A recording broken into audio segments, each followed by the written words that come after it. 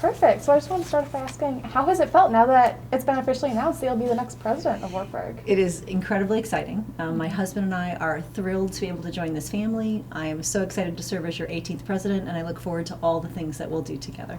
For sure. And one of the biggest parts of you becoming the next president of this college is that you will be the first female president. So how does that feel? I hope that every woman on this campus feels empowered. I will do my best to lead everyone on this campus, and I'm excited that the search committee thought I was the best candidate. But I also know that this is a moment and that people are excited about it, so it makes me feel really privileged and excited. Yeah, that's a really big deal. And why is it significant that you are the first female leader of a college campus here in the entirety of this college? Why is that? What does that mean? So as we think of inclusive excellence, we think of everyone of any identity having the same opportunities as one another. Sure. So when I think about the opportunity to lead in the space, that you have a new president who's a woman, I think about that lifting up diverse identities for everyone on campus that is from a diverse identity, or from whether that be gender, whether that be LGBTQ, whether that be our students that identify as Black and brown. Those are important things to be thinking about. And so I hope that the choice of a woman president will help everyone on campus feel empowered that identities matter. For sure. And that actually leads into my next question, is why is diversity on this campus so important? I don't think it's just important on this campus. I think it's important in our world. And as we look back on the last 2 years, we know that right now, being able to lift up identities is an important part of who people are, respecting, empowering, bringing dignity, humility, curiosity around the way that people show up in the world will be important for everyone on this campus, in our communities, and in our world. For sure. And what specific things do you plan to do once you take the role of the presidency to make sure that diversity is of the utmost importance? So I'll begin by sharing things I've done so far. The first is to show up, to be present, to listen, to learn, to be vulnerable, to think about my own privilege and how I present in the world as I'm thinking about the privileges that I have had. Showing up, though, I think on campus means that I am in the space with everyone who is learning and growing together. So as your president, my intentionality will be around being there and being with you.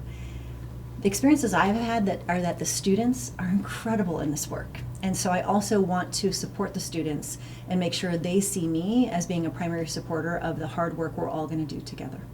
Yeah, for sure. And there are many groups of minority students on this campus, and how do you plan to learn from them and support them? And the first I would say is to be present, to be available, to plan meetings with them, and to listen. I think listening will be, especially for the first 6 months of my presidency, a very important trait that I will bring all of you.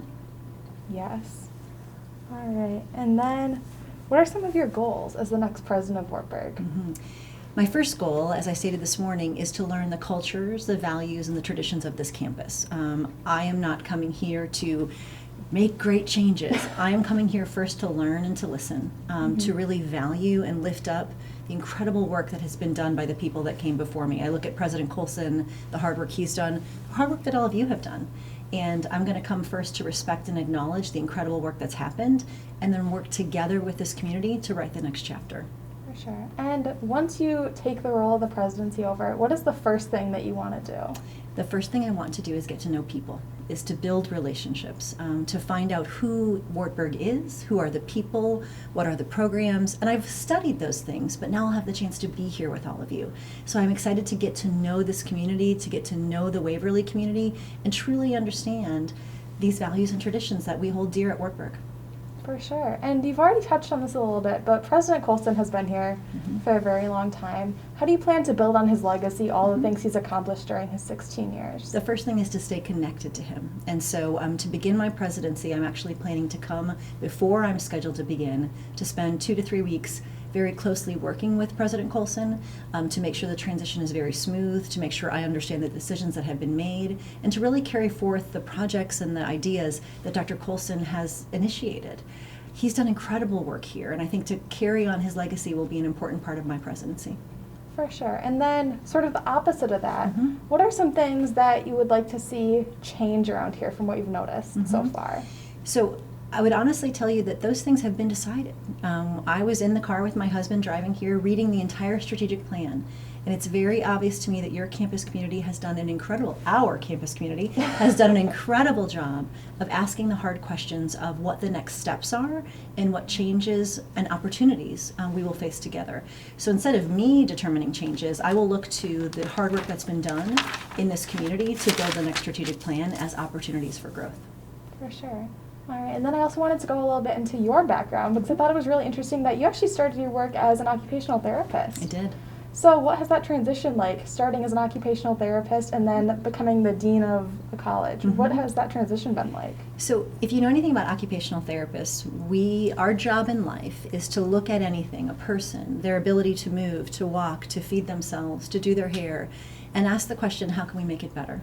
How can we adapt this situation to optimize somebody's ability to participate in their lives? Mm-hmm. That mindset, that way of thinking as an occupational therapist,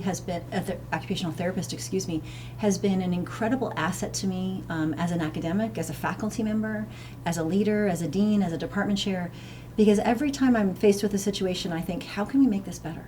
How can we actually make this work better? How can we make this feel better? How can we optimize the outcome so that all of us have a great opportunity? So being an OT has helped me think differently, adapt, pivot. During COVID, it was really interesting to me to know that I had worked in a trauma center, and as an OT, I could pivot really quickly. When we needed to make a change, I thought about it and brought it to the team and said, what do you think about moving in this direction to make this better for all of us? And so those skill sets of an occupational therapist have really been helpful to me in my leadership roles. For sure. And do you still practice that today, or have you moved more into administrative roles? Yeah, that's a really great question. So I'm a certified hand therapist, which means I have treated patients. I worked in a trauma center. So I worked with patients who had their arms cut off and put back on, to someone who broke their wrist or broke a finger. I have worked with people that have sustained gunshot wounds, that have had knife accidents to their hands caught in grinders, you name it, augers. As I enter the farm community, people that have gotten their arms caught in augers. I have seen a lot of trauma, and that's the type of hand therapist I was. So I love hand therapy. I loved being a hand therapist. And so my work in Guatemala, I continue to treat children in Guatemala with congenital limb differences once every 18 months. And as your president, I will continue to carry out that medical outreach in Guatemala once about every 18 months. And it was interesting in the session we just had, the question of how to find opportunities for Wartburg students in that space as well. Yeah, that's really interesting. Mm-hmm. And you've been to Guatemala maybe 16 or 18 times, I heard? I've been to Guatemala 18 times. Oh my gosh, wow. And what are some of the biggest lessons that you've learned from your experiences there? I've learned a lot about privilege. I've learned a lot about the things that I take for granted every single day. I remember the first time we went to the village, and it was clear to me that I think about a kitchen. My kitchen has a refrigerator. My kitchen has countertops. My kitchen has a stove that I can put pans on so that the kids that are in my home, they aren't in my home, but kids that would be in my home wouldn't be able to get to the countertop to get a pot of boiling water. The first time I went to the village in Guatemala, it was very clear to me that none of those things exist for a lot of people in our world. And so I would tell you that I never thought about my toilet being a privilege. But understanding the health that we enjoy, the privilege of health that we enjoy because of our sanitation systems, because of kitchens that are safe for children to be in, it was an incredible moment in my life where I thought it fundamentally changed the way I think about the most basic things that we have that we probably have never thought about as being privileges. But it also taught me a lot about people's curiosity and willingness to learn and grow. We have built the Guatemalan Hand Therapy Association and worked with therapists in Guatemala and brought them to the United States and helped to train them. And fundamentally, all people in their lives want to learn and grow and be part of something, and to use the words of the Wartburg mission statement around leadership and service, challenging and nurturing, really thinking about that all people hope to have those opportunities in their life. And education and healthcare are privileges, and affording those privileges to people around the world is something that I'm really passionate about. For sure. And then you are currently, or most recently, are you still in that role as the Dean of the School of Health Sciences? I'm the Dean of the School of Health Sciences at Elon University presently. Mm-hmm. And how has that role impacted you moving on to become the president of Wartburg? Mm-hmm. I would say there's probably three fundamental things I've learned in my role as a dean.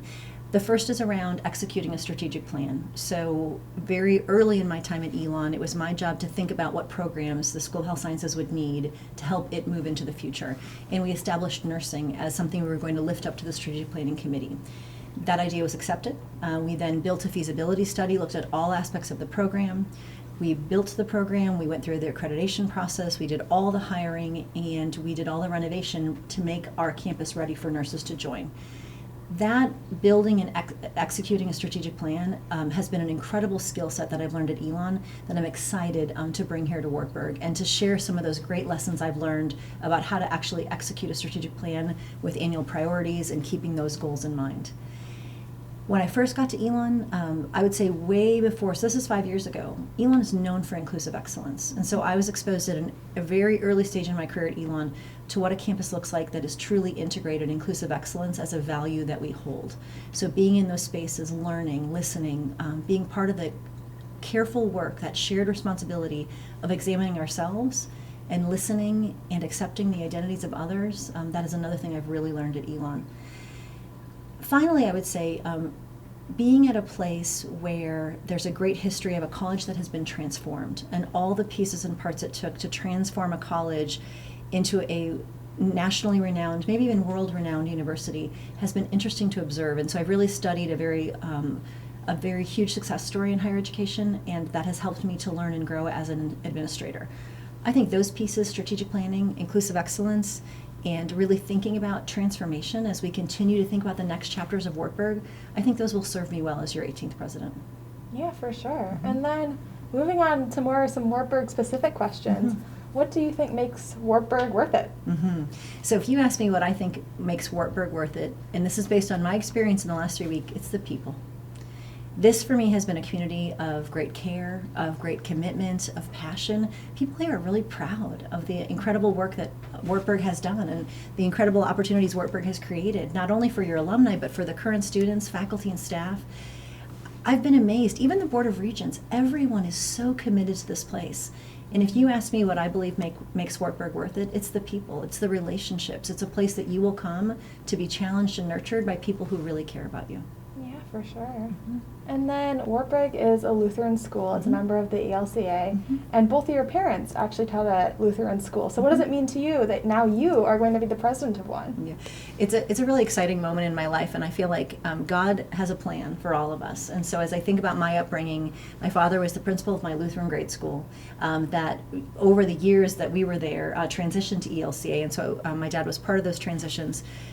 But that fundamental idea of being part of a community, the Lutheran community, and really integrated in all aspects of that, I'm thrilled for that. That's how I was raised. The idea that Mike and I will be on campus and in the dining hall and at athletic events and at cultural events, music events, but even just walking the dogs on campus, we're really excited to be a part of that type of community. And it's the community I was born and raised in, and so it's very familiar to me. And even just coming to chapel, hearing the choir sing today, these beautiful faith traditions are such an incredible part of learning for all the students at Wartburg, and we're thrilled to be a part of it. For sure. And then another big important thing about Wartburg is that it's a liberal arts college. And so what does it mean to you to be the president of a liberal arts college? How is that different from other colleges or state schools? So when I think about the liberal arts tradition, I think about social discourse. I think about critical and creative thinking. I think about the ability to treat others with dignity and respect and lift up the stories that others bring. When I think about that tradition of creativity and thinking and seeing the worlds, those types of ideas, building that liberal arts focus, that liberal arts tradition as part of a student's trajectory will make them better citizens of the world, will make them better equipped to be part of this world and to function within it. I said in my talk this morning around relationships, around workplaces, around communities. Our goal on these campuses is to build students and to prepare students that will have an impact in their community. And I believe in the vision statement, it talks about service in a complex world. It's a complex world out there, and those liberal arts foundations will equip students to succeed. For sure. And then another super important aspect of Wartburg's campus culture is philanthropy and volunteering. And you are on the board of 3 different nonprofits. So how has that come to be, and why is philanthropy so important to you? It's an interesting question. And I have to tell you, the thing that's not on that list is my husband and I, during COVID, every Thursday night, we were in a food distribution program. Oh, wow. So in the early moments when everybody was in shelter in place, we asked the question, the fundamental question, how can we help? I have always approached my life as God has given me incredible gifts. How will I use them to serve others? And so this is from my upbringing in the Lutheran Church and as part of my grade school and high school experiences, Guatemala, in the YMCA board and the hospice board that I'm a part of right now. that obligation to serve, to care about people. And it's interesting because I believe in the ELCA Rooted in Open document, it really talks about using your gifts so others may flourish. And those are part of the ethos of who I am and my husband is, and we're really excited to be part of a community that lifts those up as really important aspects of the student educational experience. For sure. And then another very similar question, but vocation is another big part of Wartburg's mission. And how has vocation played a role in your own life? I have always felt incredibly fortunate that every job, and I'll use the word job, every job that I've had has never just been a job for me. I loved being an occupational therapist and making a difference in the life of other people. It's fascinating that that concept of making a difference in the lives of others, for me, is my calling. So as an occupational therapist, a hand therapist, as a faculty member, department chair, dean, president, my goal on this campus will be to make a difference in the lives of other people, to help people reach their greatest potential. And that idea of vocation, for me, that is my calling. My hope always is that students that come to Wartburg will be able to explore and find the thing that they are called to do. I know that in my life it has enriched my life to love the thing I'm doing as the thing I call my job or my work. And I would hope that our students here at Wartburg will also be able to explore and find their calling here. For sure. And how do you plan to promote vocation once you become the president? I think the first thing you have to do is offer students the opportunity to explore. So there's exploration and there's opportunity. A lot of students come to college thinking they know exactly what they want to do, and yet there are so many opportunities that we may not even be aware of. And so I think it's creating the space to really have students have mentors, have guides. My husband and I have spent a lot of time with students, and what we know is that you come to college and I thought, and you may not think this, but when I got to college I thought, I'm an adult, I know exactly what I want to do, I know exactly what my future holds. And I'll be honest with you and say, almost 30 years later, my life has taken a direction that I never thought it would take. But it's also because I've been open to this idea of trying to find the things that I'm called to do. And so to empower young people that you don't have to figure it all out by the time you're 21 or 22, that there's time in life, and if you're equipped with the right skills, you will be able to build the path that is meaningful for you. Yeah, for sure. And I think that does really display itself in your own life. I mean, you started as an occupational therapist, and look where you are now. Exactly. They're so different, but they're still related. So I think it's really incredible that you're able just to display that through action. All right, and then my next question is, obviously you've been in a lot of leadership positions throughout your life. And so what exactly does leadership mean to you? For me, leadership means empowering others to find their greatest potential. I am not an authoritarian leader. It's not my job to tell people what to do. It's my job to work closely with others. Listening, you'll hear listening as a theme. My leadership teams would say that we come together and we ask questions and we challenge each other, we support each other, but we listen to each other. There's a great podcast my husband and I listen to about finding incredible leaders and getting out of the way and empowering them to do great work. So leadership for me entails finding incredible people, empowering them, supporting them, creating value for them, and then inherently success happens. Yeah, that's pretty incredible. And then what are you most excited for about becoming the 18th president of Wartburg? I'm excited for the opportunity. I love to learn. I'm hungry, I'm curious. I know right now I've been saying that the things I need to learn about, I added a third one today. I need to learn a lot about Iowa. I need to learn a lot about wrestling. And today I learned that I maybe need to learn a little German. And so I have a lot to learn. I'm most excited to learn and grow with this community. For sure. And then what do you want the Wartburg community to know about you? I want the Wartburg community to know that I'm committed, that I'm passionate about hard work, that I will serve this community to the best of my capabilities, but that I'll also be in the work with you. You'll see me on campus. You'll see our dogs on campus. I'm a friendly, fun, engaged person. I love to have conversations with students and find out where you came from, what your goals are. What do you need? I know when I was on a college campus, I needed an adult just to talk to me, and I needed that kind of guidance. And so I want the campus to know that I want to be really engaged with all of you and be a part of this community. My husband does as well, and we have 3 dogs that are ready to play with students all day long. So we'll be very excited to be here on campus and get pet and hugged and kissed, and so they're very excited too. Oh my gosh, I have another question about the dogs later. I'm so excited. But, I just lost my next question because I was thinking about the dogs. But, so you are currently in North Carolina, correct? And when are you going to be moving to Wartburg? I know you start on July 1st, but what does that transition from North Carolina to Iowa look like for you? So we were in Wisconsin before North Carolina, so we're used to the cold. We're Good. used to the weather, we're used to the snow, we've got the gear, so we're ready for those types of things. But the transition for us looks about mid-June, that we'll be coming to campus and being with President Coulson and Christy Coulson and starting to get to know the campus community. We'll be here for commencement. We'll be here for the Board of Regents around Memorial Day weekend. So really spending intentional time to learn the community and get to know all the people and the traditions of the campus. For sure. Mm-hmm. All right. And then I also wanted to ask some questions just about you as a person so people can get to know you on a personal level Sure. a little more. So what do you just like to do in your free time when you're not serving as the president? I love to read. And so typically I've got about 3 books going. I've always got a book in my ears, so I've always got an audible book happening. I typically have a book on my Kindle, and I've got a hardcover book. Typically the hardcover book is some kind of a leadership or work-related book. The Kindle book and the books in my AirPods are going to be more fiction. I love historical fiction. There's a couple books that I've just really enjoyed. I shared one with my husband and my father-in-law recently, but I'm an avid reader. I like to cook. I love to have students over for my mother-in-law may come to campus, and we love to do brunches and make casseroles and biscuits and gravy and all sorts of crazy things. And so love to cook, love to entertain and host. I love to just spend time with people, getting to know them. And so that's really fun for me. My husband and I are very outdoorsy. We like to backpack and kayak, and I'm learning to fish. I'm not very good at it, but learning about the outdoors. And so went backpacking with students at Elon, love to be outside, walking the dogs, and just enjoying nature, quite frankly. Yeah. And then other than that, I think, there's not a lot of free time left after being a president. But I'll be looking for opportunities where I can engage in spaces with students doing fun things together. For sure. Mm-hmm. And back to the cooking, what sort of things do you like to cook?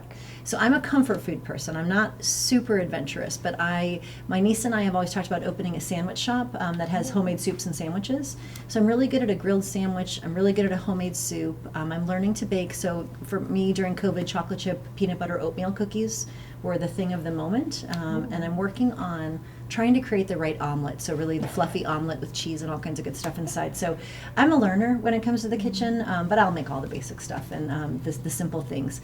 My husband is a very adventurous cook, so he's going to use better flavors, better spices, and cook you things that are very interesting. Ooh, nice.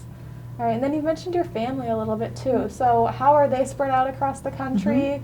Are any of them in Iowa? What does that look like? My whole family's in Chicago. Wow. So a brother and a sister, my mom and dad, my aunt and uncle, my entire family lives in Chicago. So less than 5 hours from here, which is really nice because it'll be much closer than North Carolina. We have a lot of good friends in Wisconsin, and so just kind of our trek from Waverly, Iowa towards my family, there's all sorts of people in between. Now that being said, we do have a lot of people that are from Iowa, and it's funny how people are coming out of the woodwork now that are Iowa natives. That one of my very good friends that I travel with, her husband is from here, and so he said, welcome to Iowa. So we're excited to become part of this community and learn more about Iowa. For sure. And did you have any specific Wartburg connections before you came here and started interviewing for the position? None. Wow. Had you heard of Wartburg before? I had heard of Wartburg. I was at Concordia University in Wisconsin, so I was aware of the Lutheran colleges and universities in the country, but no connections here. Wow, that's pretty incredible. Mm-hmm. All right, and then the next question is about the dogs. Yeah. So you have 3 dogs, and what kind of dogs are they? So we have a German wire-haired pointer named Plexi.